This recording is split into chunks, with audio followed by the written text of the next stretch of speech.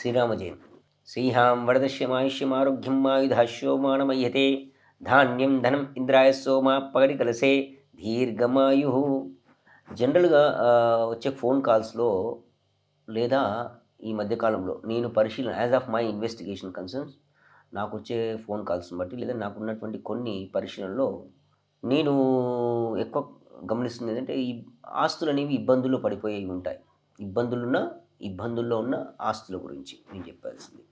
ఒకవేళ ఇబ్బందులున్న ఆస్తులు అనేవి ఎన్నో రకాల ఇబ్బందుల ఆస్తులు అంటే ఎవరో వచ్చి వెధవలు వచ్చి కబ్జా చేస్తారు, లేదా దాన్ని ఏదో ఒక గొడవ చేస్తారు, లేదా దాన్ని ఏదో లిటిగేషన్ చేయడానికి ప్రయత్నం చేస్తారు. ఇట్లాంటివి చాలా అంటే ఈ సొసైటీని మనం గమనించుకుంటూ పోతే ఇట్లాంటివి చాలా ఉంటాయి. అయితే ఈ శాస్త్రాన్ని మనం డెవలప్ చేసుకోవాలంటే అంటే ఈ యొక్క ప్రాబ్లాన్ని మనం దీని ప్రాబ్లం మనము ఆ సొల్యూషన్స్ ఎత్తుకోవాలంటే 3 రకాలటువంటి పద్ధతులు ఉంటాయి. ఫస్ట్ ఆఫ్ ఆల్ ఇబ్బందులున్న ఆస్తి ఏమిటి అనేది దాన్ని ఏం చేయాలంటే ఫస్ట్ చాలా జాగ్రత్తగా వినండి. ఇది మీకు అర్థమవుతుంది ఈజీగానే, బట్ కొంచెం 1-2 సార్లు వింటే అర్థమవుతుంది. మీ ఇబ్బందులున్న ఆస్తి ఏమిటి అంటే ఫస్ట్ ఆఫ్ ఆల్ మీకు ఏంటంటే డిఫెన్స్ తెలియాలి, తర్వాత మీకు అటాక్ చేయడం తెలియాలి, తర్వాత మీరు న్యూట్రల్ అవ్వాలి. అంటే డిఫెన్స్ ఎలా చేయాలి అంటే మనం ఏం చేయాలి, డిఫెన్స్ చేయడం అనేది ఎలా అంటే నీ అంతటి నీ స్ట్రెంగ్త్ పెంచుకోవడం, అంటే దైవిక శక్తిని పెంచుకోవడం. ఎలా అంటే కొన్ని ఈజీ ఉన్నాయి, అవి చెప్తాను. ఎన్నో రకాలు ఉంటాయి, మీకు ఈజీగా అందుబాటులో ఉండే ఒక పరిహారం చెప్తాను. First point, okay. మంగళవారం రాత్రి దుర్గా అమ్మవారి గుడి మూసే ముందు కుంకుమ నిమ్మకాయలతో దండ, అంటే నిమ్మకాయల పైన కుంకుమ తినటువంటి దండని తీసుకుని వెళ్ళి ఆ యొక్క గుడి మూసే ముందు అమ్మవారికి అలంకరణ చేయమని ఆ యొక్క బ్రాహ్మణులకు లేకుంటే వీలైతే మీకు వేసి వెనక్కి తిరిగి చూడకుండా వచ్చేయాలి. అది చేతులు పట్టుకున్నప్పుడు నిమ్మకాయలు దాన్ని పట్టుకుని సంకల్పం చేసుకోవాలి. నా పేరు ఫలానా, నా గోత్రం ఇది, నాకు ఈ విధమైనటువంటి ఆస్తి అనేది ఇబ్బంది పెడుతూ ఉన్నారు అని చెప్పి అమ్మని అనుకోవాలి. నాకు శక్తినివ్వు అమ్మ, నాకు శక్తినివ్వు అని చెప్పి అనుకొని ఆ యొక్క దండను అక్కడ అమ్మవారికి వేసేసి వెనక్కి తిరిగి చూడకుండా వచ్చేసేయండి. తర్వాత ఒకవేళ కనుక సొంత ఇల్లు లేకుంటే సొంత భూములు, యు గాట్ మై పాయింట్, సొంత ఇల్లులు లేదా సొంత భూములు కనుక అయితే దక్షిణం వైపు ఫర్ ఎగ్జాంపుల్ మీరు నివసిస్తున్న ఇల్లు, మరి గురుగారు మేము అపార్ట్మెంట్లో ఉంటాము, తర్వాత మేము ఏదో రెంటెడ్ హౌస్లో ఉంటాము, చూసుకోండి వీలుంటే దక్షిణం వైపు దిక్కులో అంటే సౌత్ వైపు మీ కంపౌండ్ ఉంటుంది కదా, ఆ కాంపౌండ్ బ్యాక్స్ అంటే అవతల మీరు ఒక నిమ్మ చెట్టును పెంచడానికి చిన్న నిమ్మ చెట్టును అక్కడ నాటండి. వీలు చూసుకొని, మా కంపౌండ్ లేదండి, ఈ పక్కన ఇల్లుంది, ఇటు పక్కన ఇల్లుంది అంటే నేనేమంటున్నా అంటే మీకు అటుపక్కన ఇల్లు ఇటుపక్కన అంటే ఆ విధంగా నాటుకోలేని పరిస్థితిలో ఉంటే గనక మీరు ఏదైనా ఆ అమ్మవారి గుడికి వెళ్తారు కదా, ఇక్కడ ఈ దుర్గాముడి అమ్మవారు అక్కడే సౌత్ ఎక్కడో చూసుకోండి, దక్షిణం ఎక్కడో చూసుకొని అక్కడ ఒక నిమ్మకాయ చెట్టు వెళ్ళి తోవేసి అక్కడ పెట్టేసి రండి. ఈ విధంగా చేయడం ద్వారా మనకు అమ్మవారి యొక్క దయ అనేది అవుతుంది. ఇప్పుడు చూడండి, మళ్ళీ చెప్తున్నాను, ఇబ్బందులను నాశ చేయడానికి ఫస్ట్ పాయింట్ అయితే డిఫెన్స్, అంటే నీ శక్తిని ఎలా పెంపొందించేసుకుంటున్నావు అని. తర్వాత రెండోది, మరి అవతల వ్యక్తి మిమ్మల్ని ఇబ్బంది పెడుతున్నారు, మీరు శక్తిని పెంపొందించుకుంటున్నారు, మీరు డాక్యుమెంట్స్ అరేంజ్ చేసుకుంటున్నారు, ఈ విధంగా దైవిక శక్తిని అరేంజ్ చేసుకుంటున్నారు, మరి అతన్ని అటాక్ కూడా చేయాలి కదా, యుద్ధరీతి. ఫస్ట్ మీకు ఇవన్నీ తెలియాలి. ఏదో చెప్పాడు బ్రాహ్మణ్ కాదండి, ఏ ప్రాబ్లంకైనా ఏ దానికైనా డిఫెన్స్ అటాక్ సిస్టమ్స్ ఉంటాయి. ఈ డిఫెన్స్ అటాక్ అనే మెకానిజం మనకు అర్థమవుతే కానీ మనం ఎనీ ప్రాబ్లం ఇదేమన్నా కానీ కాలసర్ప దోషం కానీ కుజదోషం కానీ అర్థమవుతుంది. సింపుల్గా మీకు అర్థమయ్యే అంటే ఇది చాలా ఇంపార్టెంట్, ఇక్కడ మీకు చెప్పదు. సో ఈ డిఫెన్స్ అటాక్ మెకానిజం పైనే శాస్త్రం అంతా, మీరు ఏ మతమైనా వెళ్ళండి, మీరు అది హిందూ, ముస్లిం, ఇంకేమైనా క్రిస్టియన్, ఏ దాంట్లోనే ఇవే ఉంటాయి. ఈ మెకానిజం పైనే శాస్త్రం అంతా డిపెండ్ అయి ఉంటుంది, దాన్ని డెవలప్ చేస్తారు. సో సెకండ్ పాయింట్, ఇప్పుడు మనం అటాక్ చేయాలంటే వాడిని వెళ్ళి కొట్టడము, వాడిని వెళ్ళి చంపడం అలా కాదు, అట్లాంటి పిచ్చి పనులు చేయకండి. అటాక్ అంటే శాస్త్రంలో ఏముంటుందంటే, ఫర్ ఎగ్జాంపుల్ నిన్ను ఎవరు బాగా ఇబ్బంది పెడుతున్నారు, అది అతన్ని మనం ఏ విధంగా మన వైపు మలుచుకోవాలి, ఆ పద్ధతులు ఉంటాయి దానికి. ఇబ్బంది పెడుతున్న ఏంటి, ఆ భూమి ఎక్కడ, వివరాలు ఏంటి, దాని ఫోటో ఏంటి, లేకుంటే ఇల్లు వివరాలు, ఏదైతే ఇబ్బంది పడుతున్నారో ఆస్తి, దానికి సంబంధించినటువంటి వాటికి సంబంధించిన ఎదుటి వ్యక్తులను మనం మన వైపు మలుచుకోవడం, అది ఎలా అనేది మనం నెక్స్ట్ వీడియోలో చూద్దాం.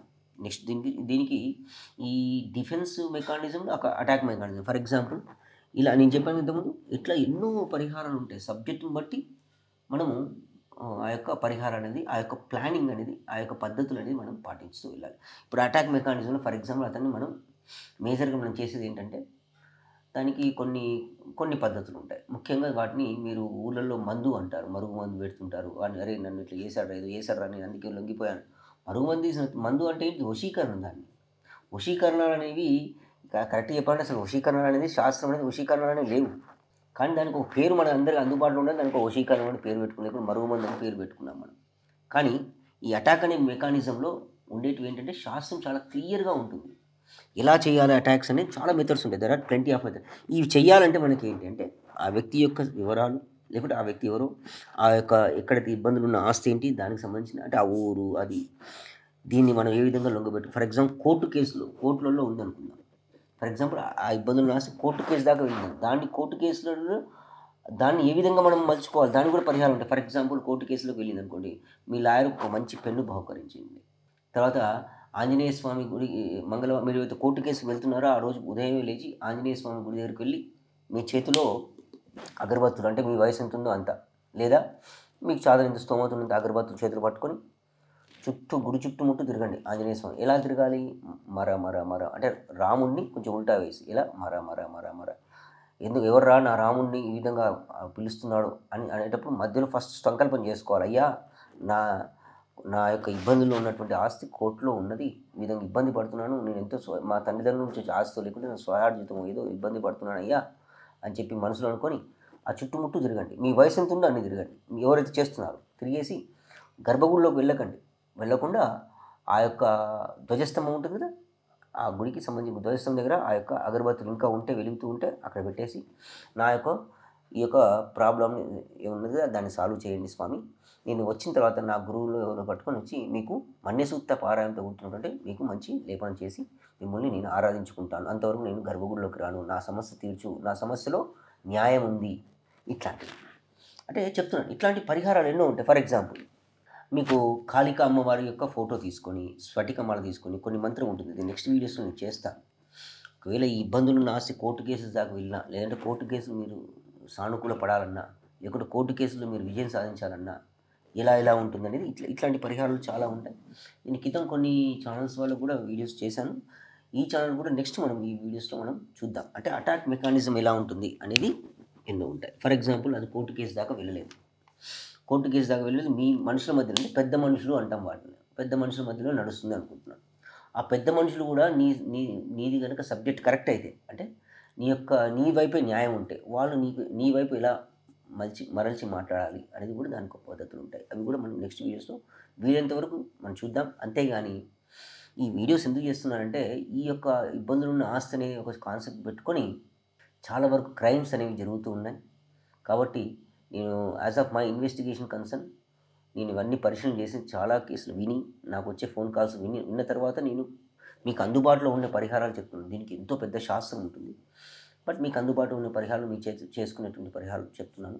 ఇంకా మనం నెక్స్ట్ వీడియోస్లో ఈ యొక్క ప్రాబ్లమ్స్ ఉన్న వాటిని ఎలా చేయాలి, రియల్ ఎస్టేట్ వ్యాపారం చేయాలనుకుంటే ఎలా చేయాలి, ఇట్లాంటి కొన్ని పాయింట్స్ ఉన్నాయి. మంచి అవన్నీ మనం నెక్స్ట్ వీడియోస్లో చూద్దాం. ఇంతటి మంచి విషయాన్ని మీరు ఒకటి తెలుసుకుంటే ఇలా 10 మందికి తెలియచేయండి. అండ్ ఈ వీడియోని 1-2 సార్లు చూస్తే మీకు అర్థమవుతుంది. ఒకసారి చూస్తే కొంచెం మీకు అర్థం కాకపోతే అంటే ఏంటి, ఈ డిఫెన్స్ అంటే ఏంటి, అటాక్ మెకానిజం అంటే ఏంటి, న్యూట్రల్ అంటే ఏంటి, ఇవన్నీ మీకు జనరల్ ఒకసారికి అర్థం కాదు. ఒక ప్రాబ్లాన్ని మనం ఫేస్ చేయాలంటే మనంతకు మనం స్ట్రెంగ్త్ ఏర్పాటు చేసుకోవాలి.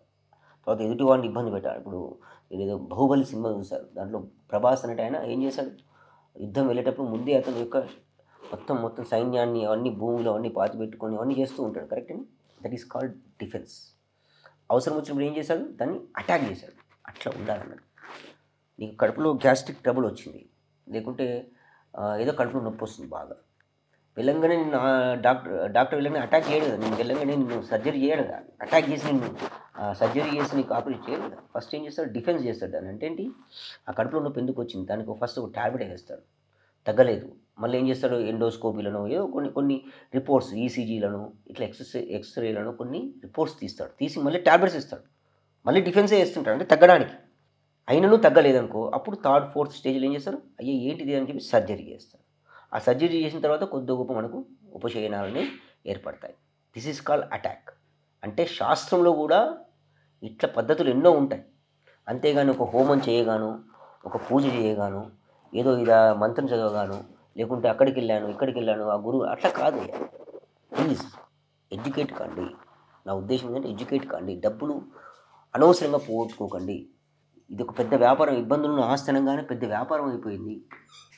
నేను నేను నా దగ్గర కొన్ని వందల మందికి కేసెస్ చూశాను. నేను ఎంతమందికి నేను ఉపశమనం ఇచ్చాను. దయచేసి నేనేమంటానంటే ఈ విధంగా కొంచెం నేర్చుకోండి. మీరు అడిగే క్వెషన్స్‌లో కూడా మీకు నాలెడ్జ్ ఉండాలి.